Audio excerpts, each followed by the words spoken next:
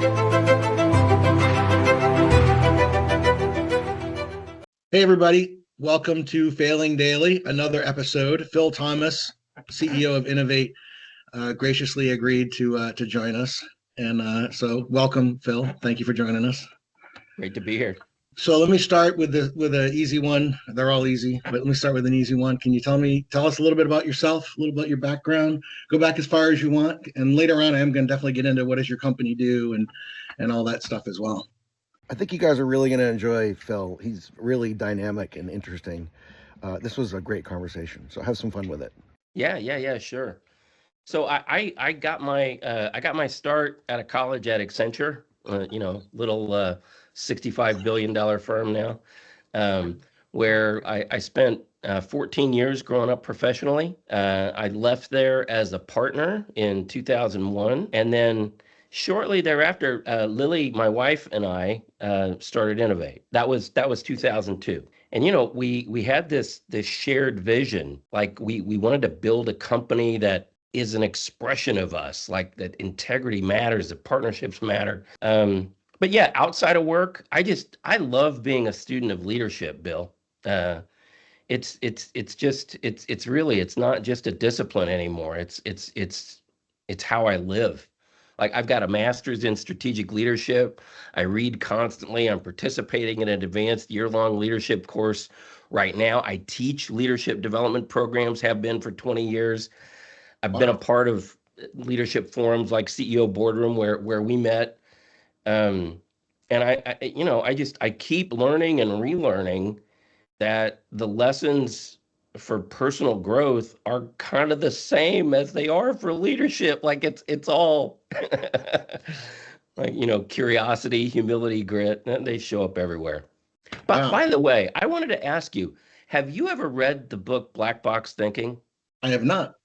I'm writing it down. So it's a bit of a long read, lots of research, but completely worth it.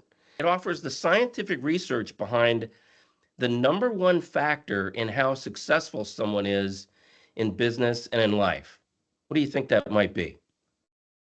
Well, as a little bit of a student myself on the topic, there was a case study I think I did in business school or a book I read, and they said the number one factor was writing down your goals across but they interviewed a bunch of CEOs. So I don't know if that's the same thing.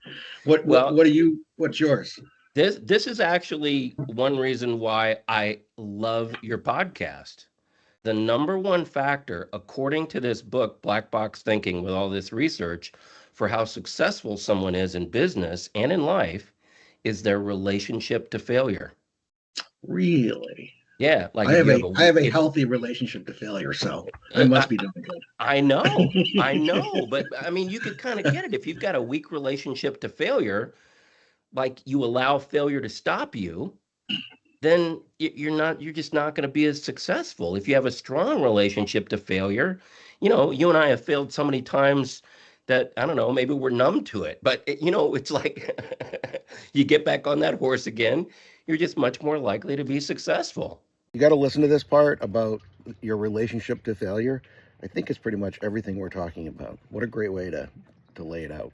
All right, so let's jump into that then, because I'll come back. I want to come back and hear about Innovate. But what do you mean by a strong versus a weak relationship to failure? What does that mean? Well, I'd say a weak relationship to failure is when it's not that I failed at something; it's that I'm a failure, or I can't do this. And I think we've all got those internal dialogues that we tell ourselves. But ultimately, the weak relationship to failure is you telling yourself something that has you stop or slow down or not give it everything next time. So can I say that back to you in a cheesy kind of catchphrase kind of way that comes to mind? It just jumps to mind. Own that failure. Don't let it own you. Something like that. Yep.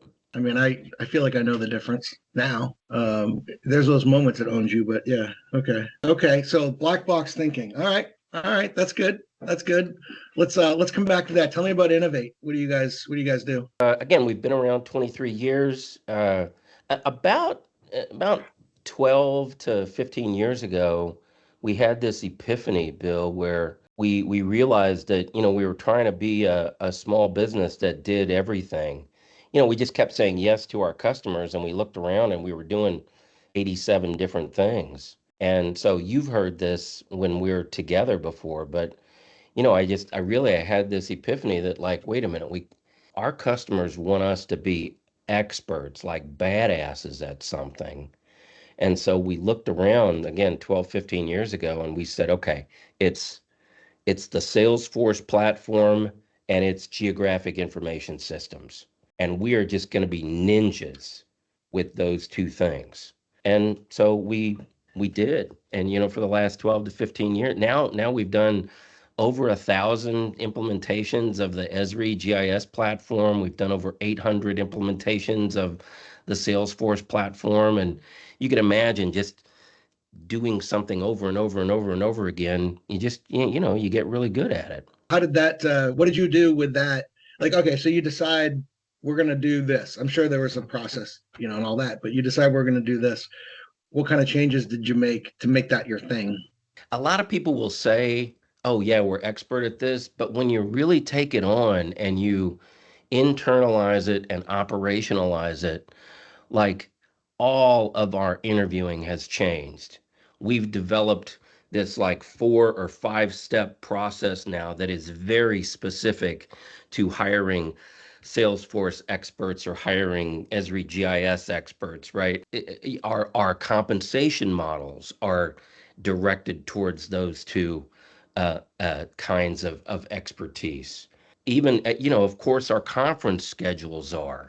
We have developed full reusable component repositories based on those two platforms, right? I mean, again, you do the same thing 1,000 times, you begin to package it up and build hardened components that every client really needs with those platforms. It's becoming those platforms, not to get too zen on us here. Yeah. Did you know that there was a market for this specific combination of things and have some analysis or just a good gut on it? Like, or did you fall into, how did you get there and say, because now you're an expert in, and I'm not going to say it's narrow, but relative to doing everything, it's narrow. Oh yeah, it absolutely is. You can see my mind turning here. Like, what am I doing wrong? Or how do I do that? Really, Phil's making me think here. And we proudly claim that we're an inch wide and a mile deep. And yep. Which makes you special, by the way. Right. And that's what we do. But look, how we fell into it was it's all relationships.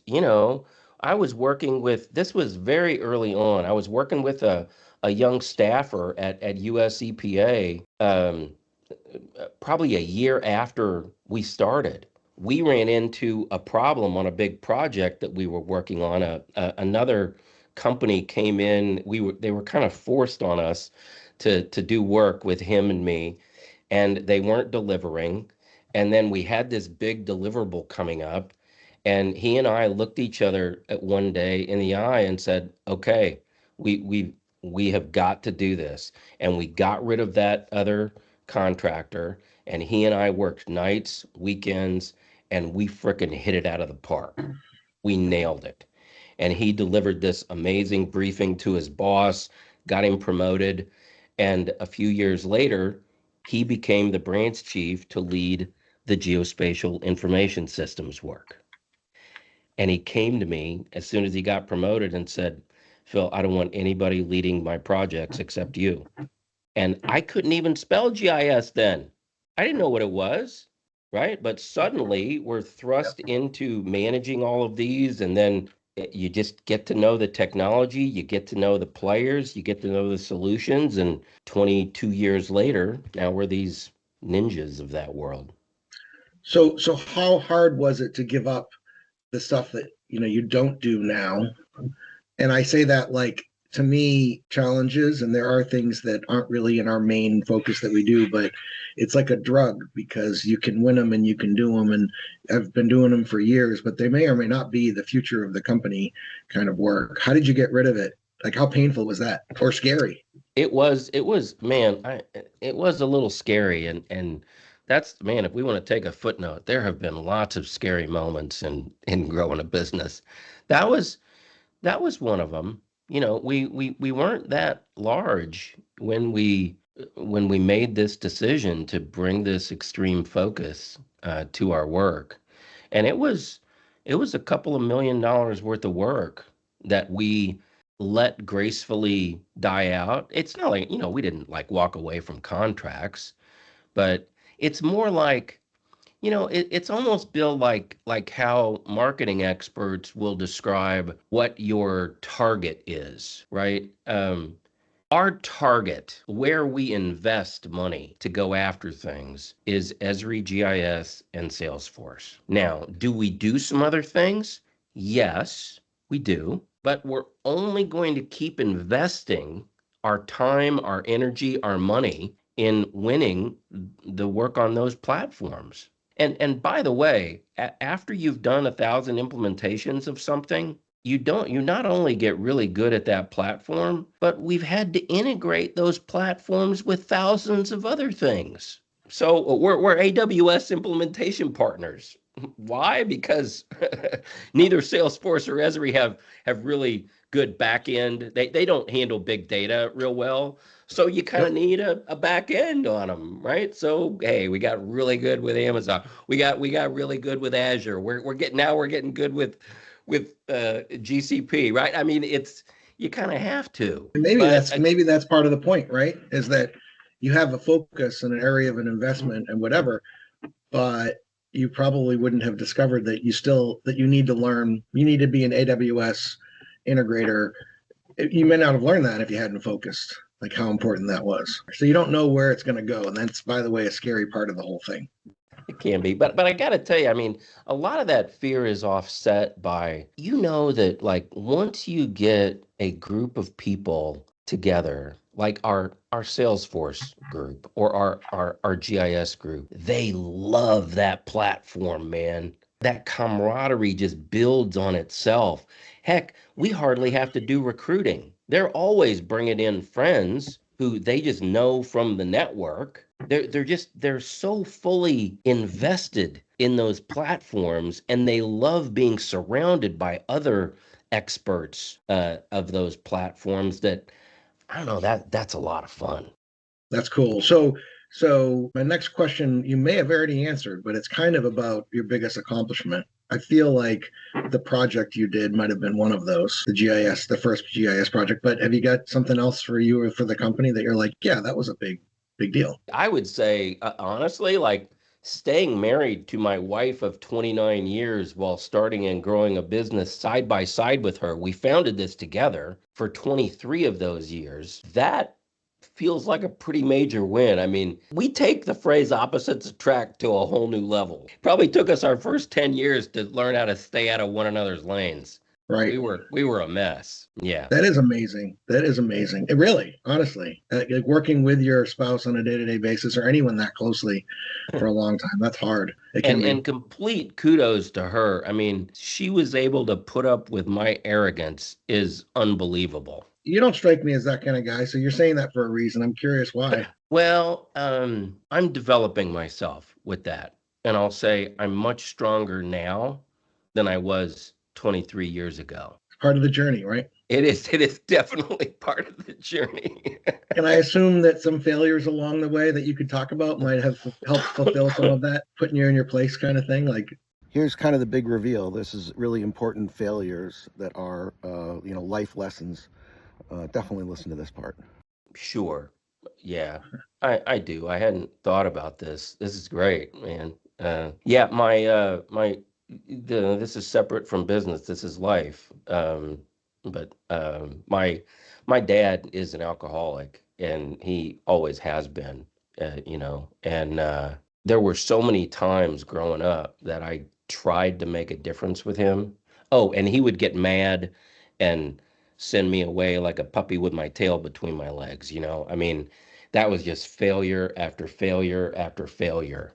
I remember doing this course that I'll tell you about at some point, but I discovered in that course that I had been collapsing being arrogant with being courageous. And Explain. Can you explain that? I had been collapsing being arrogant with being courageous. yeah, oh my gosh. When I was speaking up and I thought I was being courageous, it was all ego. It Oh, was, I get where you're headed. Okay.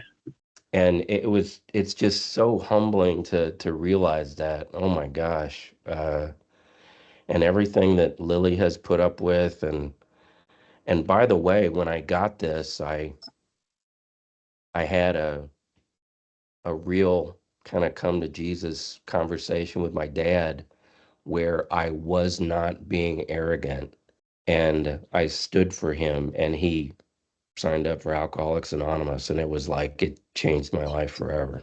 Wow. How do you apply that? Does that affect other things in your life? That's a big moment. How does it affect your business, your life? Like what has it done for you? Well, it keeps me. So look, once you discover something like that, at least my experience, it's not like fixed. It's not done. It's not like I'll never be arrogant again. It's this constant discovery, but something like that is a reminder that, oh, wait a minute, I have this tendency to be arrogant. Hold on. And so I question myself now, and like a real healthy questioning. Bill, one of the first things I do with a new client is I'll go in, shut the door, and say, look, what we're about to embark on is a big deal. And I get the implication. I mean, it's a really big deal for the organization. I have a tendency to be arrogant, and my arrogance cannot get in the way of what we're doing here. So I just want to give you complete license. If you even smell a tinge of arrogance, you call me on it, because that's not going to stop us.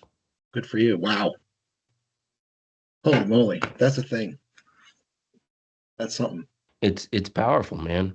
I've actually had clients reciprocate before. I mean, we're just getting to know one another. I literally had, this was a long time ago, I had a client turn around and say, that's amazing, Phill. I just want you to know I'm a gay male and I've not told anybody at work yet. And I just wanted to share that with you.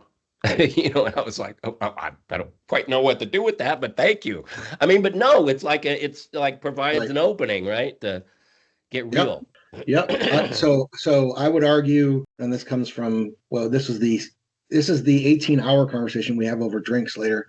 But there's an element of allowing yourself to be vulnerable that allows other people, because that's what you just did, and that takes an incredible amount of confidence. And I was going to ask you how you differentiate between arrogance and confidence, and you might have just answered it. You know what I mean? So maybe I don't know if I want to ask that question anymore, but that right there is a way to deal with it. But it takes incredible confidence to do that. I struggle sometimes with, I've been doing this business a long time, for example, in the business, and I actually know better, but you have to let people do stuff even if you know it's wrong. And that's arrogant at the same time. And I'm like, am I being arrogant, or have I just been doing this for 19 years or 30 years and I know? So you give other people in your life, and I'm sure your employees, whatever, license to call you when appropriate on things like that. That sounds like that seems to be the thing, right? I do. And even though I've been doing this for 20, 30 years, I mean, kind of working on my arrogance, I'm still an infant at it. I mean, I don't know about all of you, but identifying with this conversation, what he's about to say next is kind of a big deal. there's times when my wife or one of my kids will call me on it, and I'll be right back with, because look, just got to tell you what's right there for me, Bill. And you want to talk about arrogance, but this is the way arrogance sounds. What's right there for me when someone calls me on my arrogance is, yeah, well, you wouldn't say that if you were as good as me. Or if you knew what I knew, or if you had my level of experience or whatever, right?